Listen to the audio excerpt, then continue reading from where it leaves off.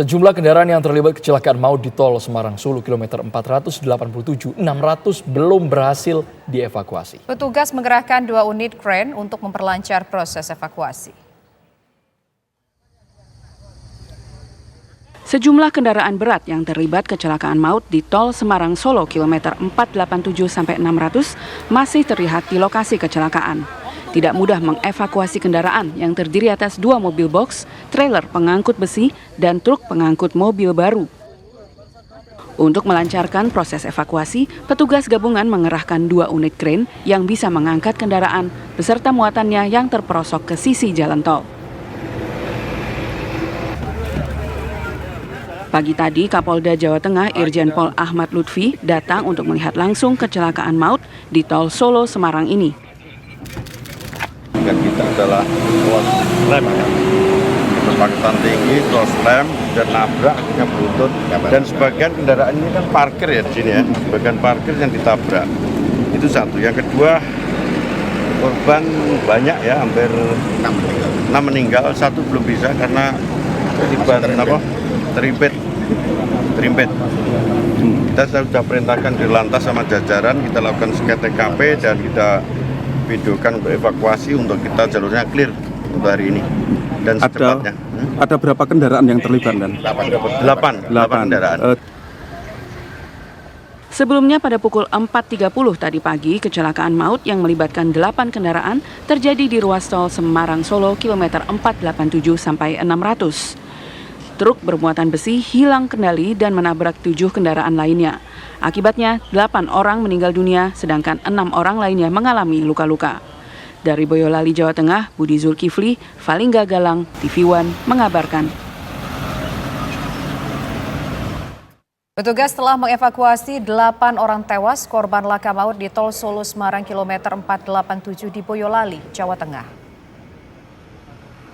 Proses evakuasi korban mengalami sedikit kendala karena sulitnya mengevakuasi kendaraan.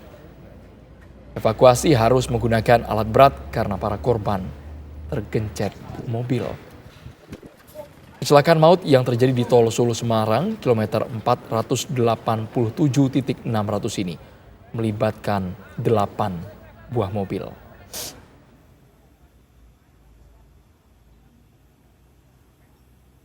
Kejadian tadi pada pukul 4 dini hari. Kemudian terdapat truk trailer besar yang mengangkut besi, di mana sekarang masih diduga bahwasanya mobil trailer itu yang mengangkut besi tersebut pertama diduga mengantuk. Dugaan kedua kemungkinan ada dugaan remblong. Yang ketiga ada juga dugaan kami adanya overload sehingga menyebabkan fungsi pengereman tidak bekerja dengan maksimal. Lalu bagaimana informasi terbaru pasca kecelakaan maut di Jalan Tol Semarang Solo? Sudah ada rekan kami, Budi Zulkifli.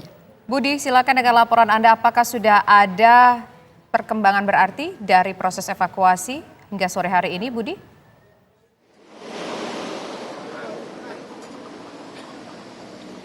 Ya Tisa, kabar terbaru yang bisa kami sampaikan petang ini dari tol Semarang Solo kilometer 487 di mana terjadi kecelakaan yang kita ketahui tadi pagi, tabrakan yang melibatkan 8 kendaraan dan menewaskan 8 korban jiwa yang saat ini bisa kami kabarkan perkembangannya memang polisi masih terus melakukan upaya evakuasi terhadap kendaraan yang terjatuh di sisi jalan tol ini akibat tabrakan yang terjadi pada pukul 4.30 tadi pagi. Anda bisa lihat di belakang saya ini proses evakuasi kendaraan-kendaraan yang jatuh ini masih terus dilakukan oleh aparat gabungan di sini. Mereka memang mengalami kesulitan karena kendaraan yang terjatuh di sisi jalan tol akibat tabrakan keras yang terjadi tadi pagi ini merupakan kendaraan-kendaraan dengan tonase yang sangat besar sehingga untuk evakuasi dari kendaraan-kendaraan yang terjatuh di sini juga membutuhkan peralatan-peralatan yang mumpuni. Kami melihat dikerahkan ada 2 unit kren yang dikerahkan oleh petugas gabungan di sini untuk mencoba melakukan evakuasi terhadap kendaraan yang jatuh di sisi jalan tol. Kita ketahui bahwa tadi pagi sekitar pukul 4.30 tabrakan maut yang terjadi setelah sebuah truk trailer pengangkut besi besar begitu hilang kendali dan menurut aparat kepolisian diduga karena sang sopir mengantuk. Truk trailer ini kemudian menabrak sebuah kendaraan mobil elf yang mengangkut sejumlah penumpang, lalu kemudian menghantam truk pengangkut paket-paket kiriman, lalu kemudian menghantam sejumlah kendaraan yang parkir di sisi jalan di tak jauh dari rest area 487. Kita ketahui memang lokasinya tidak terlalu jauh dari pantauan kami, sekitar berjarak antara 300 sampai 500 meter dari lokasi rest area.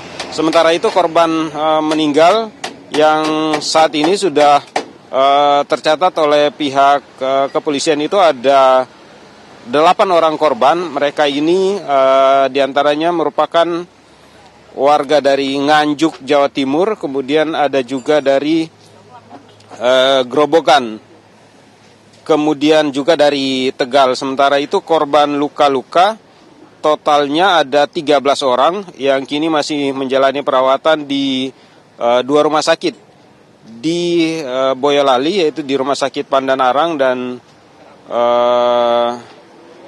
Rumah Sakit Indriati. Total semua korban baik yang meninggal maupun yang luka-luka ini berjumlah 21 orang akibat kecelakaan yang terjadi tadi pagi. Mungkin itu yang bisa kami kabarkan, suasana sore ini di Jalan Tol Semarang Solo tentang kecelakaan yang menyebabkan 8 orang meninggal dunia. Kembali ke Anda, Tisa di Jakarta. Budi Zulkifli mengabarkan langsung dari Boyolali, Jawa Tengah. Terima kasih.